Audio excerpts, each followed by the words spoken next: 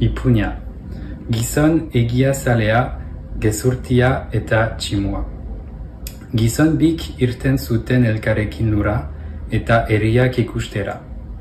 Bata zen egiazalea eta bestea gezurti hutsa. Zenbiltzan heldu ziren tximuak, zeuden baso batera. Tximu nagusi edo besteen buru bezala zenak, esan zien beste tximu menpekoei. Ara non dakutazan gizon bi.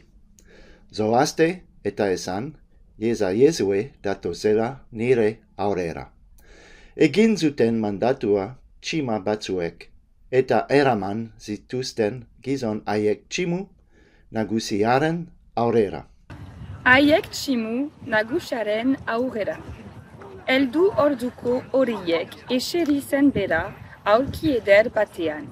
Ipini zituen albo bietatik beste tximu guztiak, ematen ziola baikoitzari zegokion tokia. Zer diote nigate gizonek? Errantzun zion, deritzat, zuzarela errege handi bat, zure inguru eta aldamenetan daudenok direla, batzuk jaun handiak eta besteak soldadu agintarien artekoak. Gezurra bazerean ere, jaso zuelako itxlabainekin erregetzaraino. Erregeren izena agitu nahi zuen tximu nagusiak bihotza. Esan duzulako egia emango zaizu sari eder bat.